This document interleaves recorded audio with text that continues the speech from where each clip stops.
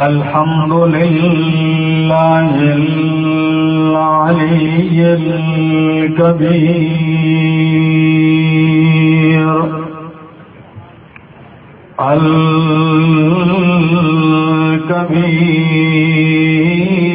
المتعال.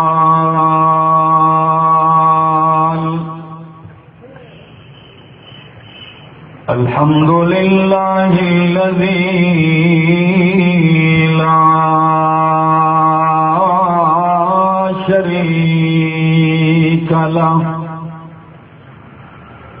لا شريك له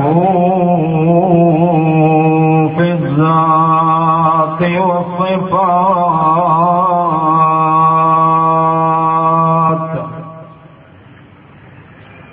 والصلاة والسلام على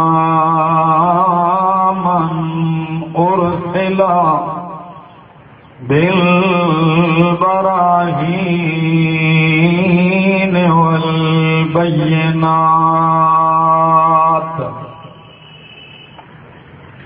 وعلى آله وأصحابه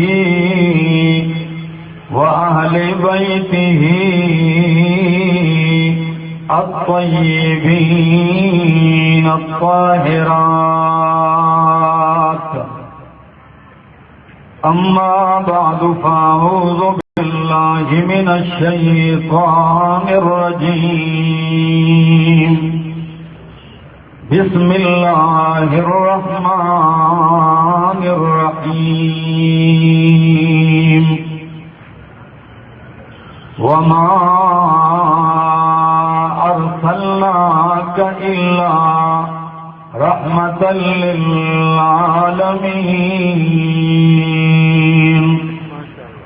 وقال تعالى: ورفعنا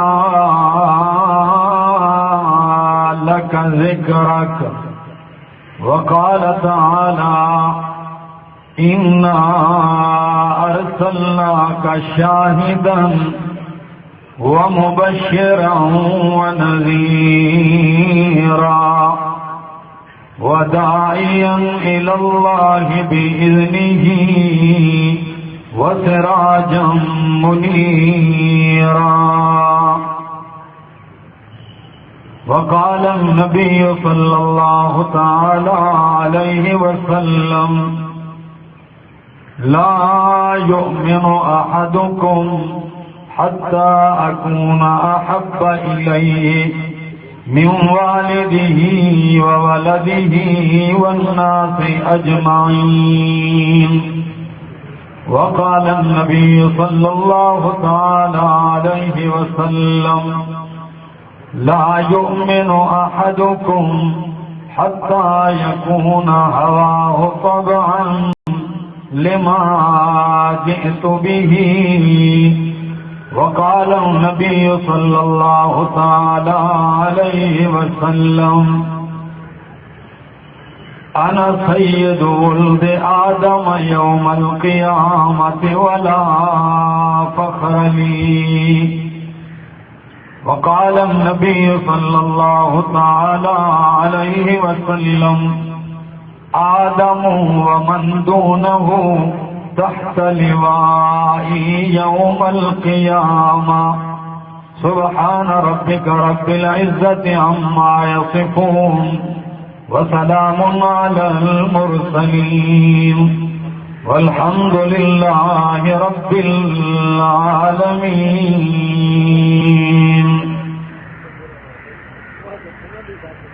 کیسے ممکن ہے حقائق بھی سرابوں میں ملے؟ کیسے ممکن ہے حقائق بھی سرابوں میں ملے؟ رحمت حق کے نشان کیسے عذابوں میں ملے؟ ساز وجدان سے سنو نغمہ عرفان و یقین، یہ وہ نغمہ نہیں جو تم کو ربابوں میں ملے۔ نشہ عشق محمد سے خدا ملتا ہے، یہ وہ نشہ نہیں جو تم کو شرابوں میں ملے۔ جہاں بر کے مصائب کا علاج ہے فقط قرآن، ان سب کا حل اس کے جوابوں میں ملے۔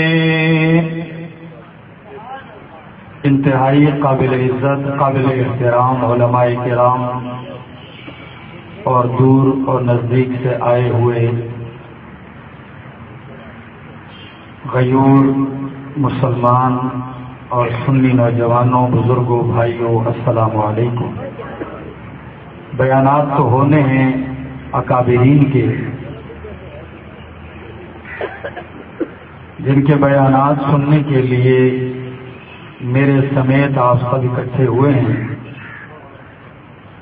لیکن ان کی آمد تک کے لیے آپ کو مصروف رکھوں گا اور چند باتیں عرض کروں گا۔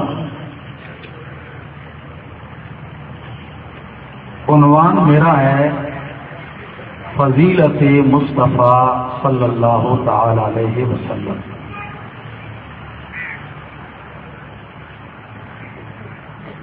یہ بات اٹل ہے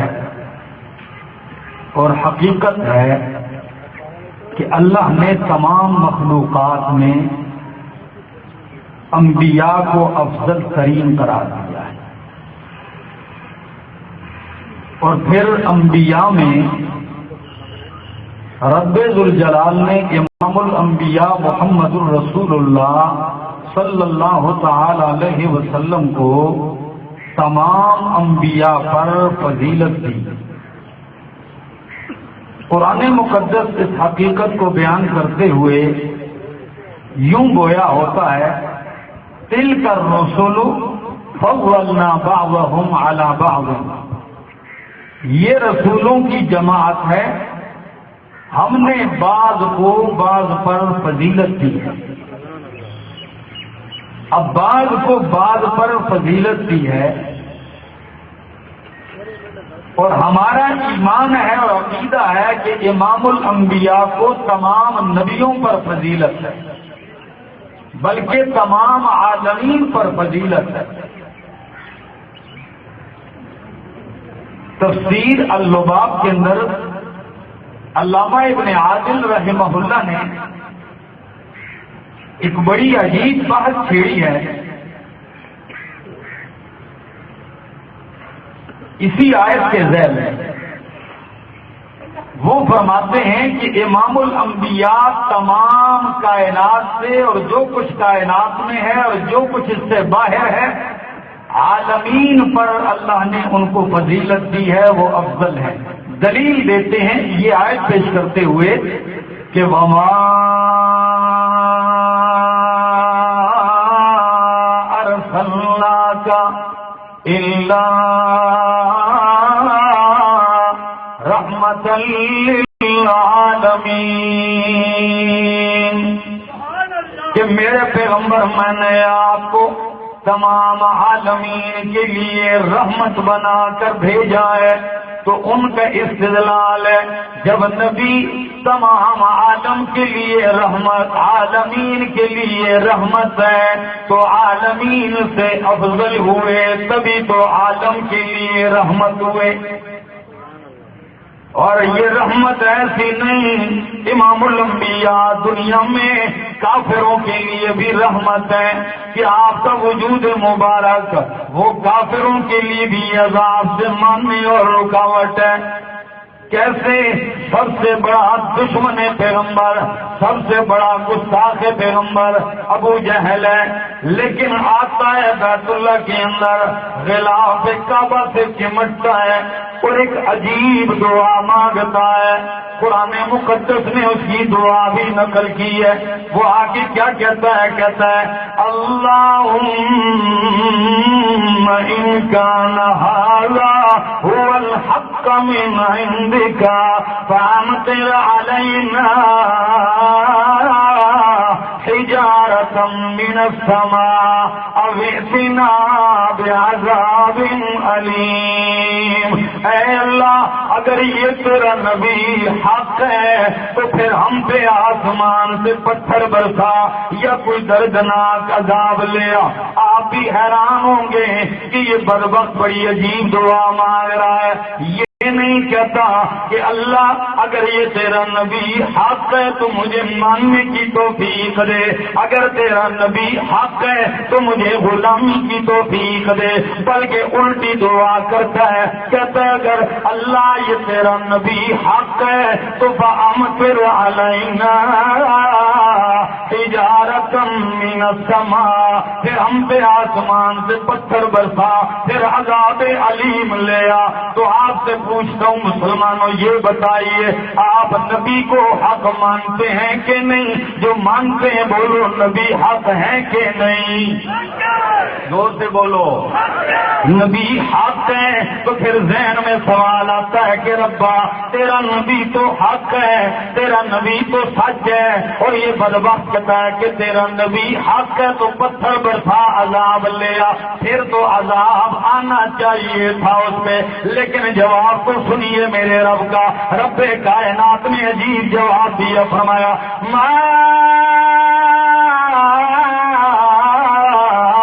كان الله ليعذبهم وأنت فيهم۔ میرے پیغمبر ہاں قانون تو یہی ہے کہ ان پہ عذاب آ جانا چاہیے، لیکن میں عذاب اس لیے نہیں بھیجتا کہ میرے پیغمبر ان میں تو موجود ہے، اور تو موجود ہو تو میں کافر کو بھی عذاب نہیں دیتا۔ علامہ ابن قیم رحمہ اللہ اسی آیت کے ذیل میں لکھتے ہیں، کہتے ہیں مسلمانوں سن لو غور سے کہ جب پیغمبر کا وجود کافر کے لیے رکاوٹ ہے عذاب سے، تو جب پیغمبر کا وجود کافر کے لیے عذاب سے رکاوٹ بنتا ہے تو جس دل میں محمد مصطفیٰ کی محبت ہوگی، جس وجود پہ سنت مصطفیٰ ہوگی، تو اس وجود کو اللہ عذاب کیسے دے گا؟ تو فرمایا وَمَا أَرْسَلْنَاكَ إِلَّا رَحْمَةً لِّلْعَالَمِينَ۔ اور علامہ ابن عادل رحمہ اللہ دوسری دلیل دیتے ہیں، وہ بڑی عجیب دلیل ہے، کہتے ہیں قرآن مقدس کی مشکل ترین آیت ہے یہ سورہ انفال آیت 90۔ اللہ فرماتے ہیں أولئك الذين هدى الله فبهداه مقتدي۔ میرے پیغمبر یہ میرے نبیوں کی جماعت ہے، ہدى اللہ، اللہ نے سب کو ہدایت دی ہے، فبهداه مقتدي، تو ان کی ہدایت کی ابتدا کر۔ وہ فرماتے ہیں آیت مشکل ہے، کیسے مشکل ہے؟ اللہ امام الانبیاء کو نبیوں کی ابتدا کا حکم دیتے ہیں کہ میرے نبی تو 1.25 لاکھ نبیوں کی ابتدا کر، حالانکہ مقتدا افضل ہوتا ہے مقتدی سے۔ ایسے ہے کہ مقتدا مقتدی سے؟ تو یہاں تو اللہ اپنے نبی سے کہتے ہیں فَبِهُدَاهُ مُقْتَدِي، میرے نبی آپ ان کی ہدایت کی ابتدا کیجیے۔ تو آیت تو ظاہر کرتی ہے کہ دیگر نبی ہمارے نبی سے افضل ہوئے، اسی لیے علامہ بغوی رحمہ اللہ وہ تو صاف کہہ کے چلے گئے، جان چھڑا گئے، کہنے لگے اگر دیگر نصوص خطیہ احادیث متواترہ پیغمبر کی شان کے لیے کافی ہیں، اگر وہ نہ ہوتے وہ دلائل تو پھر یہ دلیل سوچی جا سکتی تھی، اس میں غور کیا جاتا، لیکن علامہ ابن عادل فرماتے نہیں، یہی آیت میرے نبی کی فضیلت کی دلیل ہے۔ وہ کہتے ہیں کیسے دلیل ہے؟ اللہ فرماتے ہیں فَبِهُدَاهُ مُقْتَدِي، میرے پیغمبر یہ 1.25 لاکھ نبی ہیں، میں نے ان کو ہدایت کی تو سے مالا مال کیا، تو ان کی ہدایت کی ابتدا کر۔ یہ نبی کو جو ابتدا کا حکم ہے یہ ان کی شریعت کی ابتدا کا نہیں، اس لیے کہ میرے نبی کی شریعت نے ان کی شریعتوں کو منسوخ کر دیا، میرے نبی کی کتاب نے ان کی کتابوں کو منسوخ کر دیا۔ یہ ابتدا کس چیز میں ہے؟ وہ فرماتے ہیں یہ ابتدا محاسن اور خوبی اور کمالات میں ہے۔ اب آیت کا معنی ہوگا اولئک الذین ھداھم اللہ فبہداہ مقتدی۔ میرے پیغمبر یہ نبیوں کی جماعت ہے، میں نے 1.25 لاکھ نبیوں کو محاسن دیے، کمالات دیے، خوبیاں دیے۔ اے میرے نبی تو 1.25 لاکھ نبیوں کے محاسن اور خوبیاں اکیلے اپنے وجود کے اندر اکٹھی کر دے۔ تو وہ فرماتے ہیں جب 1.25 لاکھ نبیوں کی خوبیاں اکیلے محمد مصطفیٰ میں جمع ہو جائیں تو یہ فضیلت کی دلیل ہے کہ نہیں ہے؟ یہی تو دلیل ہے کہ آپ فضیلت والے ہیں سب پر۔ اور عربی کا ایک شاعر کہتا ہے لِكُلِّ نَبِيٍّ فِي الْأَنَامِ فَضِيلَةٌ لِكُلِّ نَبِيٍّ فِي الْأَنَامِ فَضِيلَةٌ وَجُمْلَتُهَا مَجْمُوعَةٌ لِمُحَمَّدٍ۔ اللہ نے ہر نبی کو کائنات میں کوئی نہ کوئی خوبی دی ہے، اور سارے نبیوں کی خوبیاں جمع کر کے اکیلے محمد کو مالا مال کر دیا۔ لِكُلِّ نَبِيٍّ فِي الْأَنَامِ فَضِيلَةٌ وَجُمْلَتُهَا مَجْمُوعَةٌ لِمُحَمَّدٍ۔ اور فارسی کا شاعر کہتا ہے حسن یوسف دم عیسیٰ ید بیضاداری، آنچ خوباں ہما دارند تو تنہا داری۔ اللہ اکبر۔ اور علامہ ابن عادل یہ بھی لکھتے ہیں کہ اللہ نے نبی کی اطاعت کو اپنی اطاعت سے ملا کے یوں فرمایا قرن طاعتہ بطاعتہ، نبی کی اطاعت کو اپنی اطاعت سے ملا کے فرمایا من یطع الرسول فقد اطاع اللہ، جس نے رسول کی اطاعت کی گویا اس نے اللہ کی اطاعت کی۔ وَقَرَنَ عِزَّتَهُ بِعِزَّتِهِ، نبی کی عزت کو اپنی عزت سے ملا کے اللہ فرماتے ہیں کہ وَلِلَّهِ الْعِزَّةُ وَلِرَسُولِهِ، کہ عزت تو ساری اللہ کے لیے ہے، وَلِرَسُولِهِ، اور اللہ کے رسول کے لیے۔ اور اللہ نے اپنی اجابت کو نبی کی اجابت کے ساتھ، نبی کی اجابت کو اپنی اجابت کے ساتھ ملا کے یوں فرمایا استجیبوا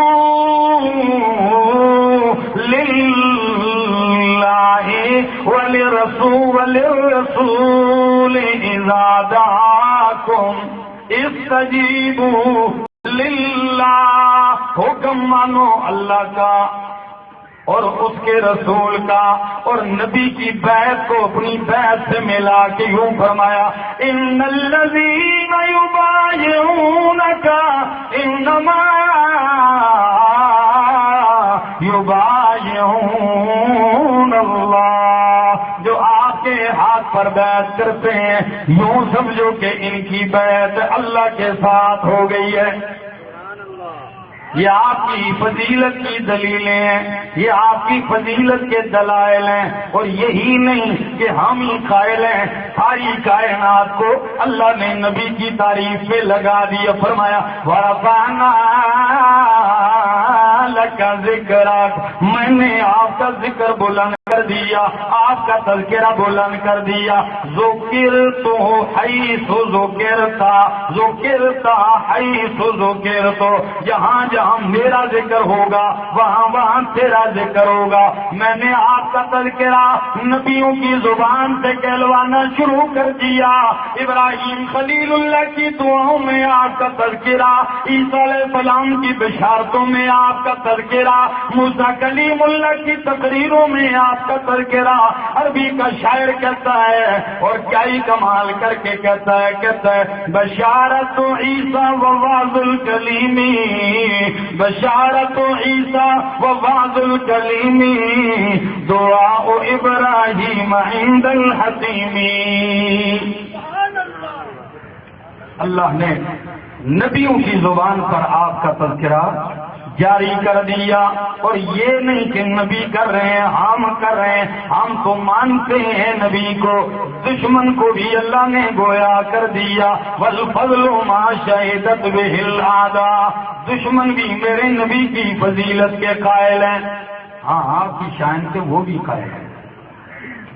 اور یہ عجیب بات ہے کہ ان کے اختیار میں نہیں ہے، یہ بے اختیار لگے ہوئے ہیں۔ دیکھیے ابو جہل سے بڑا دشمن کون ہوگا؟ بیت اللہ کے سامنے بیٹھ کے کہتا ہے اپنے ساتھیوں سے، ہر ایک اپنی رائے دیتا ہے نبی کے بارے میں اور خاموش ہوتا ہے۔ آخر میں ابو جہل کی باری آتی ہے، ساتھیوں نے کہا تم تو بولنا، آپ کی کیا رائے ہے ان کے بارے میں؟ تو وہ کہتا ہے میں سب سے بڑا دشمن ہوں، لیکن میں بھی حقیقت بیان کرنے لگا، اور کہتا ہے واللہ ما رأیت بعینی ہاتین مثل محمد، اللہ کی قسم ہے میں نے اپنی ان دو آنکھوں سے محمد جیسا کوئی نہیں دیکھا۔ وہ بھی بے اختیار لگا ہے۔ کنور سنگھ بیدی یہ انڈیا کا کافر ہے، پیغمبر کا دشمن ہے، لیکن میرے نبی کی شان کو سنتے ہوئے، میرے نبی کے اخلاق کو پڑھتے ہوئے، میرے نبی کی سیرت کو پڑھتے ہوئے یہ شاعر بھی کہتا ہے، اور کیا ہی خوب کہتا ہے عشق ہو جائے کسی سے پیارا تو نہیں، فقط مسلم کا محمد پہ اجارہ تو نہیں۔ اے لوگوں صرف مسلمانوں تمہیں ہی محبت نہیں، ہم بھی ان کی محبت میں گرفتار ہیں، ہم بھی ان کی محبت اور ان کی شان میں رب اللسان نظر آتے ہیں۔ اور یار بیٹے یہ عیسائی ہے، یہ انگریز ہے، عیسیٰ علیہ السلام کو ماننے والا ہے، لیکن میرے نبی کی سیرت اور کردار پڑھنے کے بعد یہ بھی مجبور ہو کے کہتا ہے، کیا ہی خوب کہتا ہے عیسیٰ سے بڑھ کر لبیں گویا محمد، عیسیٰ سے بڑھ کر لبیں گویا محمد، یوسف سے بڑھ کر رخیں زیبائے محمد، شمس تھے رخسار تو واللیل تھی زلفیں، ایک نور کا سورہ تھا سراپائے محمد۔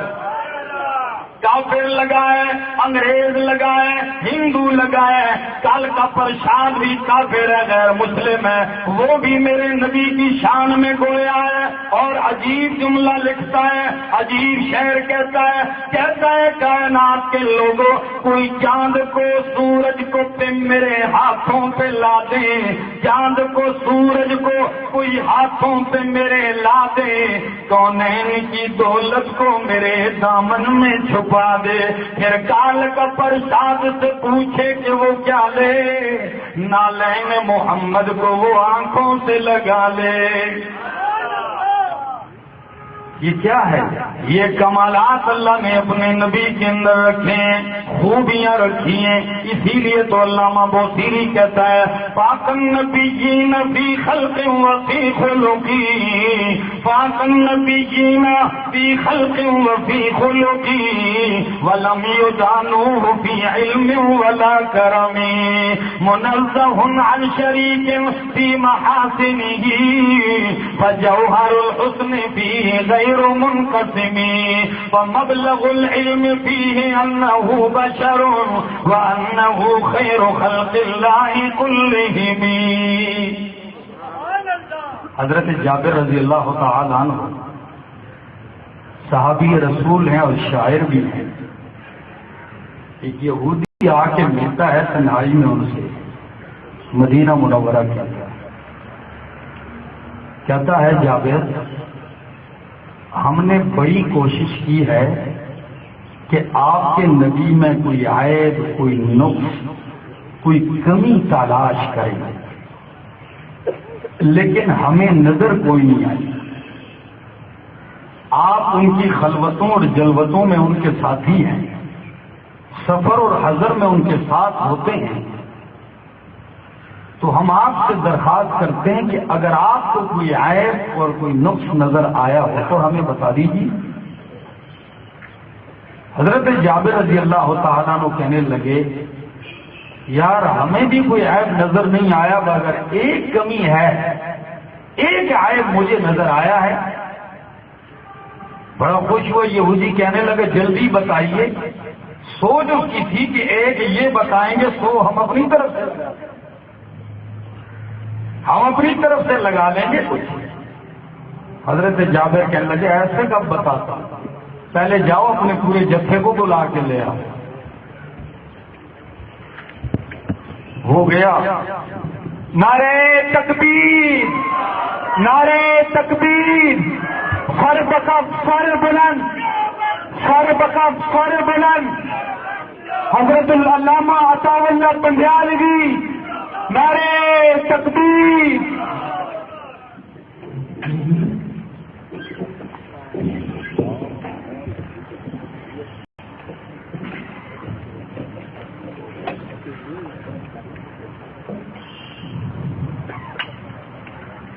کیوں ختم کر دیا؟